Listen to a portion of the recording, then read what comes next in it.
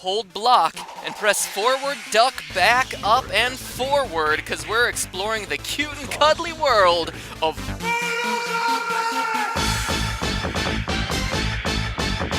Hello, Internet. Welcome to Game Theory. You know the drill.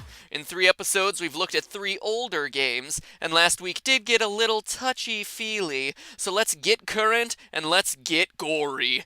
To celebrate the recent release of MK9, we're looking at some of the many painful ways to die in the Mortal Kombat universe. First, let's start with a classic, the human hand-heart extraction. Kano's move from the original Mortal Kombat isn't just a memorable gaming scene, it's a staple movie moment, most famously from the Temple of Doom, and yes, to answer the question before it's even asked, ripping out still beating hearts does have its place in history with the Aztecs, the people of the sun. Between the 14th and 16th centuries, before the Spaniards arrived in Mexico, the Aztecs were a thriving culture with a rich religious life in Mesoamerica. They believed, as told in their Legend of the Five Sons, that all the gods had sacrificed themselves so that man could live. To them, a continual sacrifice sustained the universe, with the most common form being the extraction of the heart, which they believed to possess a fragment of the sun's heat. By extracting the heart, this fragment was freed and returned to the sun. One of the 2 principal deities of the Aztec religion was Huitzilopochtli,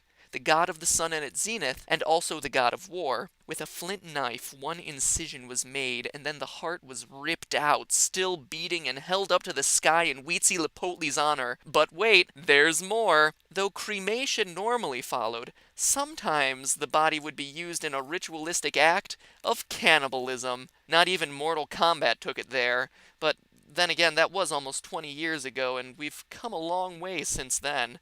Speaking of removing organs, let's talk about a human's largest one, the skin. In the newest 9th installment of the series, Shiva has a nifty little fatality where she rips the skin clean off her opponent's body in 2 pieces. However, in this case, truth is stranger than fiction. Not only is peeling the skin away from muscle possible, but the Aztecs, yes, them again, could do Shiva one better by pulling it off in 1 clean sheet. After their careful extraction of the heart, some sacrificial victims would also have their flesh ripped off as a sacrifice to the god Jipe Totec, who was said to have given his own flesh so that humanity could have food. Statues depicting Jipe look like a brainstorming session for Silence of the Lambs, complete with a fleshy mask and pair of arms hanging at his side. To honor him, Aztec priests would wear the freshly cut skin garments for 20 days beginning on the spring equinox. Removing it at the end of this period symbolized a renewal of the seasons,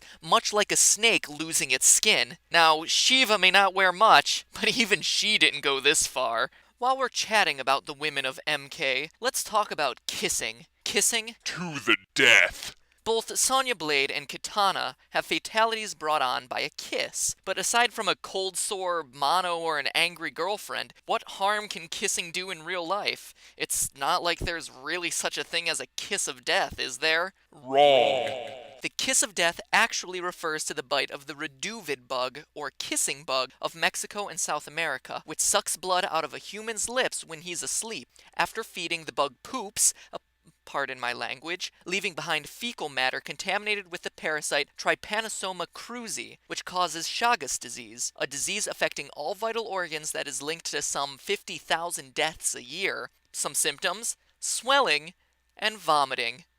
Explosions producing 3 or more rib cages are rare. The kiss of death was also a nickname for a small pistol hidden inside a lipstick tube used by the KGB during the Cold War, but none of these things are like the kisses in the game. Is there anything closer? Well, maybe. In my research, everyone kept repeating this exact line. Quote, "By the Renaissance, people were selling poison rings, knives, letters, and even poison lipstick. But nowhere was I able to find any hard evidence supporting this. Instead, it seems that they were confusing a purposeful use of poisonous ingredients in lipstick with an accidental use of ingredients that were found to be poisonous years later, like the ancient Egyptians using fucus algin, a reddish-purple mercuric plant dye. And even today, many bright red lipsticks contain trace amounts of the poisonous element lead. So, what's the verdict on kisses of death? I say go forth and kiss as you please. Speaking of swapping spit,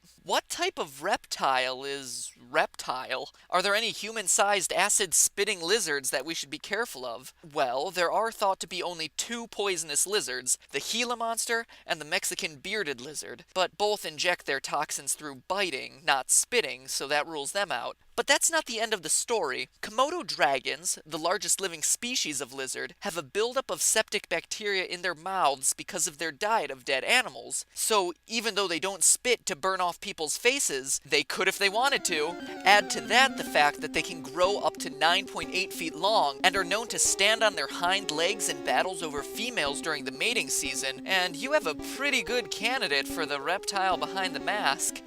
Let's Finish this. by looking at one of the two guys that made this series famous, Sub-Zero. When it comes to gameplay, freezing people and shattering their bodies into 1,000 pieces is his modus operandi. But could a Sub-Zero ninja really do this in real life? The answer is a resounding Yes. Since our bodies are 50 to 65% water, dropping our core temperature enough would practically make us into human popsicles. So let's Turn down the heat. see what happens. At 86 degrees Fahrenheit, your body enters a state called metabolic icebox. You'll look dead and you won't move, but you'll still be alive. That is until 68 degrees when your heart finally stops. But to be cold enough to actually break off a body part, you would have to get the body down to 28 degrees Fahrenheit, literally freezing your balls off.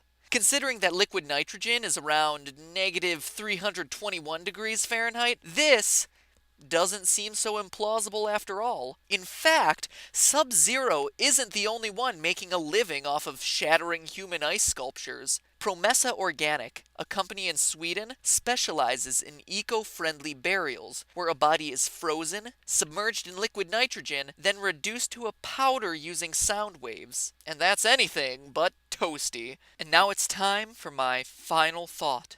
I'll keep it brief. We've seen a lot of horrendous ways to die today, so what's the take-home message? What have we really learned? Only this. Stay away from Aztecs, cause they're crazy. That's really all I got. But hey, it's just a theory. A game theory. Thanks for watching. I'll make a shoehorn out of your shin. I'll make a